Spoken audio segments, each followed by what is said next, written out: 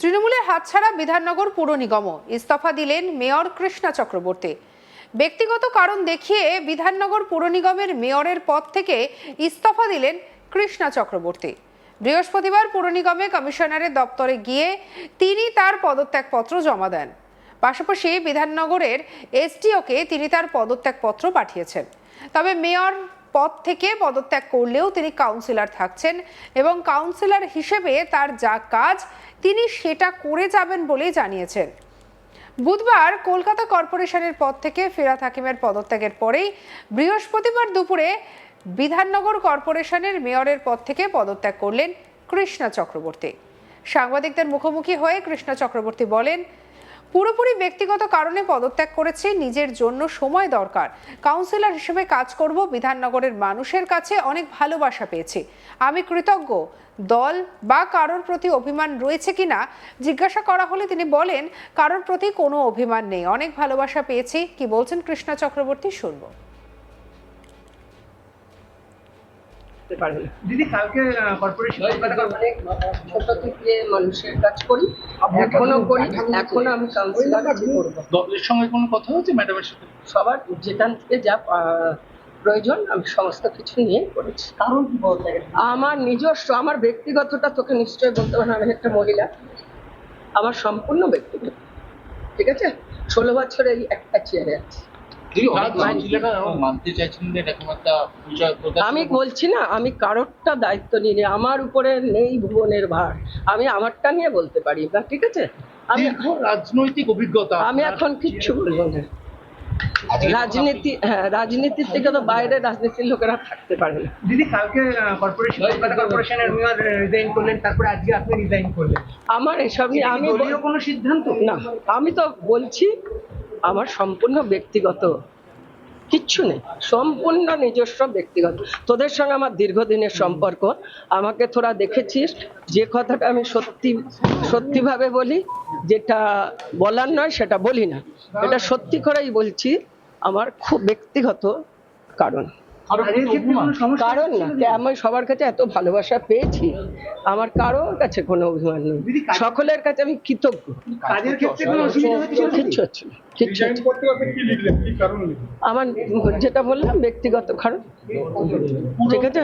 পুরমন্ত্রীকে আপনি সিসি করেছেন, পুরমন্ত্রী বা পুর সচিব কারো থেকে যা যা নিয়ম সেটাই করেছি, নিয়ম মেনে আমি কাজ করেছি।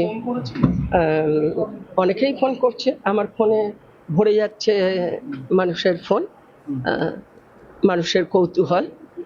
আমি সম্পূর্ণ ব্যক্তিগত কারণে আমি কিছুটা সময় নিজের জন্য দিতে চাই, এবং যতদিন মেয়র ছিলাম মানুষের কাজ করেছি, আর এখন আমি কাউন্সিলর হিসেবে কাজ করব। আর বিধাননগরবাসীর কাছে আমি অনেক পেয়েছি, চিরকৃতজ্ঞ।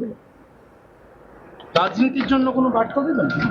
না, আমার বার্তা দেওয়ার লোক নেই, আমি একটা কর্মী, আমি বার্তা কি দেবো? মমতা বন্দ্যোপাধ্যায়ের সাথে কোনো কথা হলো? আমি এটা বলতে পারি, সবার সঙ্গে আমার কথা হয়েছে, কার সঙ্গে আমি বলবো না। এ বিষয়ে বিধাননগরের বর্তমান বিজেপি বিধায়ক ডক্টর শারদত্ত মুখার্জি কি বলেছেন, শুনুন। ইনকাম কমে গেছে বা জিরো হয়ে গেছে, অর্থনৈতিক দিকে কৃষ্ণা চক্রবর্তী দুর্বল হয়ে পড়েছেন। ওনার 18-19টা প্রপার্টি এখানে আস্তে আস্তে আমরা লিপিবদ্ধ করে ফেলেছি। ওখানে গেস্ট হাউস কোথায় কোথায় চলছে ম্যাডামের আমরা জেনে ফেলেছি। তাই জেনে ফেলার পরে তো সবার কাছে একটু জেনে গেলে ওনার লজ্জা লাগছে। এখন উনি এই লজ্জা রেখে ঢাকতে পারছেন না, তাই উনি পর্দার আড়ালে গেছেন।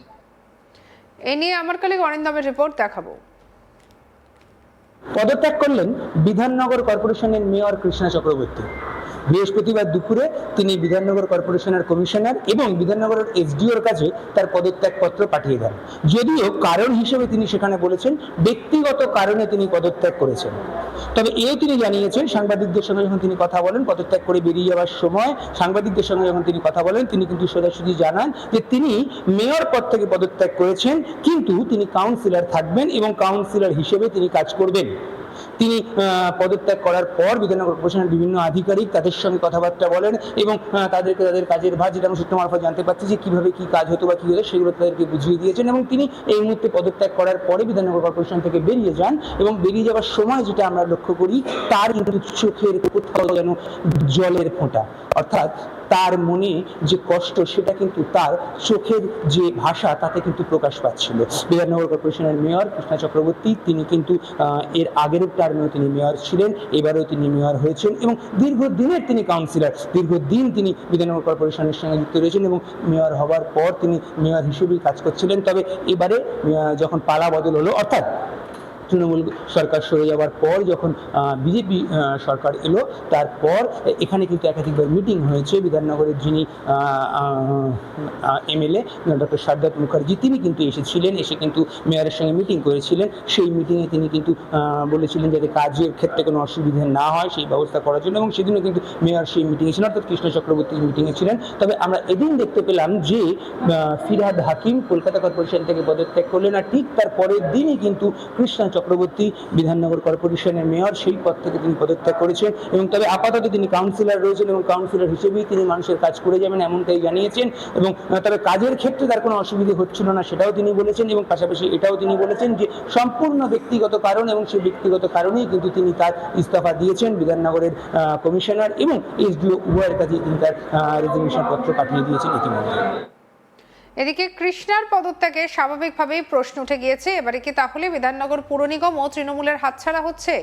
একদিকে দলে মহাবিদ্রোহ, মমতার সিদ্ধান্তের বিরুদ্ধে গিয়ে বিরোধী দলনেতা নির্বাচন, অন্যদিকে একের পর এক পুরো পদ থেকে পদত্যাগের হিড়িক। দুর্নীতি তোলাবাজির অভিযোগে পরপর গ্রেপ্তার হচ্ছেন কাউন্সিলররা।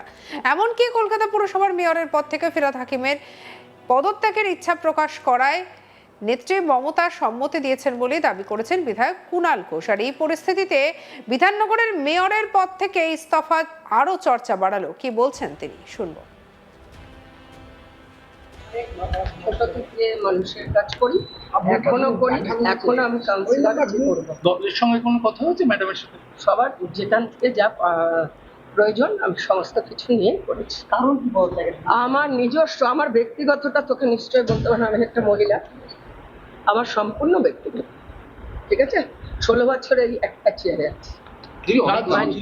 মানতে চাইছেন না এরকম একটা বিষয়? আমি বলছি না, আমি কারোরটা দায়িত্ব নিয়ে নিই, আমার উপরে নেই ভুবনের ভার, আমি আমারটা নিয়ে বলতে পারি না, ঠিক আছে? আমি রাজনৈতিক অভিজ্ঞতা, আমি এখন কিচ্ছু বলবো না।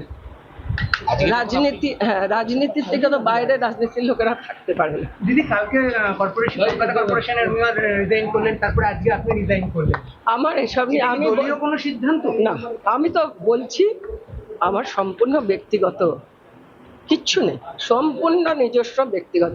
তোদের সঙ্গে আমার দীর্ঘদিনের সম্পর্ক, আমাকে তোরা দেখেছিস, যে কথাটা আমি সত্যিভাবে বলি, যেটা বলার নয় সেটা বলি না। সঙ্গে রাখুন আজ তাক বাংলাকে অন্যান্য খবরের জন্য সাবস্ক্রাইব করতে ভুলবেন না।